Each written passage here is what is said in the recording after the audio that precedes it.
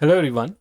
आज करेंगे हम क्लास 10th चैप्टर 8 एक्सरसाइज 8.1 का क्वेश्चन नंबर 11।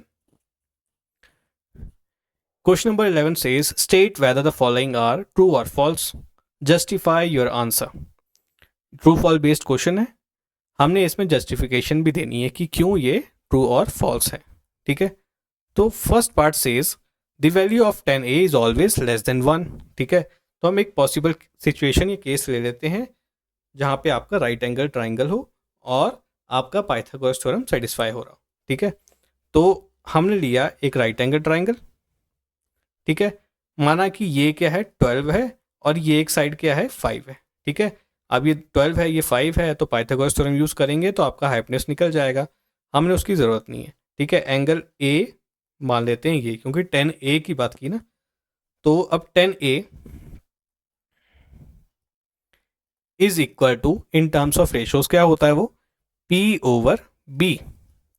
ठीक है, तो एंगल ए ये है तो इसके सामने वाली साइड क्या होगी आपकी परपेंडिकुलर होगी और एंगल ए के साथ वाली साइड वो होगी आपकी बेस।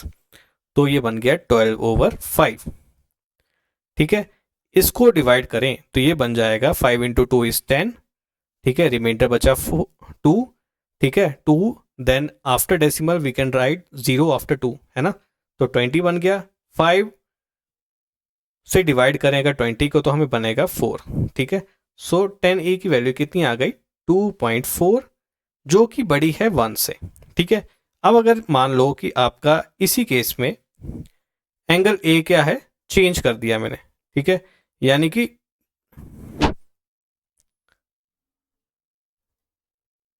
टिग्नोमेट्रिक रेशो या आपके साइड तो सेम रही।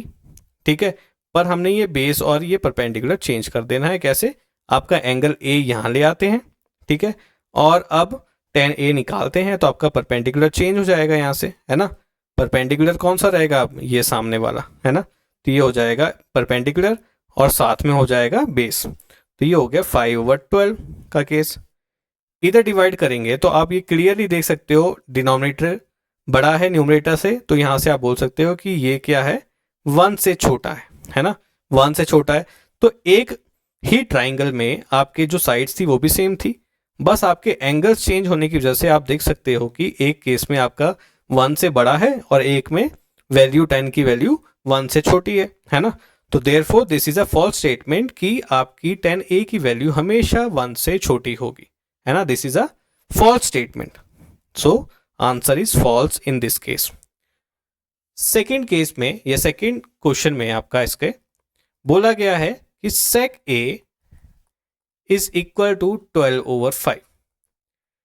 अब sec किसका उल्टा होता है कॉस का, तो कॉस को अगर हम देखें तो वो क्या होता है बेस ओवर हाइट, है ना, हाइपोटेन्यूज। तो हम इसको लिख सकते हैं h/b, राइट। अब एक ट्राइंगल मान लेते हैं। ठीक है, सपोज कर लो एक पॉसिबल ट्राइंगल है आपका। अब यहाँ पे ए की बात करी तो एंगल ए ये हो गया perpendicular base and this is your hypotenuse. Hypotenuse कितना है 12 है। ठीक है, बेस कितना है 5 है। ठीक है, अब यहाँ पे देखो तो बेस आपकी छोटी साइड है हाइपोटेन्यूज के कंपेरिजन में, साथ ही साथ आपके राइट एंगल्स में एक चीज होती है कि हाइपोटेन्यूज हमेशा आपकी क्या है लॉन्गेस्ट साइड रहेगी। ठीक है, लॉन्गेस्ट साइड रहेगी। अगर आपकी लॉन्गेस्ट साइड प्रूव हो जाती है, क्योंकि आप देखो एच आपके पास है, बेस आपके पास है, तो आप परपेंडिकुलर इजीली निकाल सकते हो। ठीक है, इजीली निकाल सकते हो। बट अगर एच आपके पास ऑलरेडी गिवन है तो परपेंडिकुलर पॉसिबल यही रहेगा हमेशा, होगा हमेशा कि वो एस से छोटा होगा। ठीक है, तो देयरफॉर कि ये राइट एंगल ट्राइंगल प्रूव हो गया, है ना। एच है बी है तो पी भी निकल जाएगा।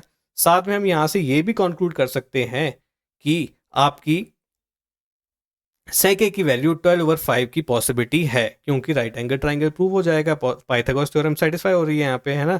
लगेगी तो वो वैल्यू निकल जाएगी। Therefore this is a true statement.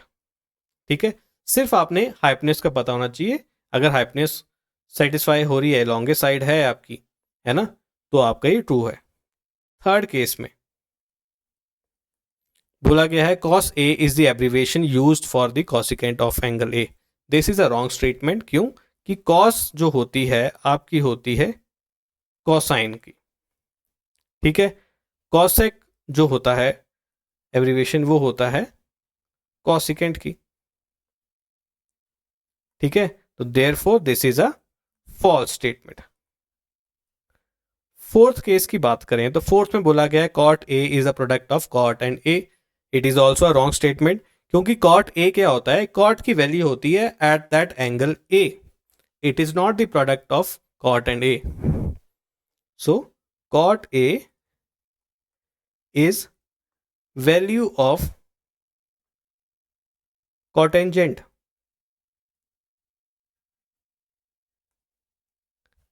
at angle A. So therefore this is a false statement.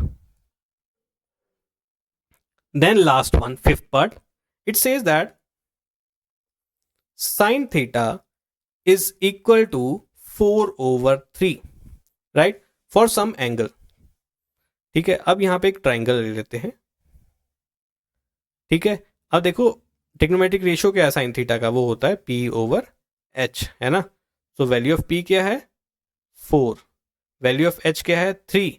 अभी मैंने थर्ड पार्ट में आपको बताया कि हाइपोटेन्यूज क्या होती है, लॉन्गेस्ट साइड होती है ना, लॉन्गेस्ट साइड होती है, H इज लॉन्गेस्ट साइड।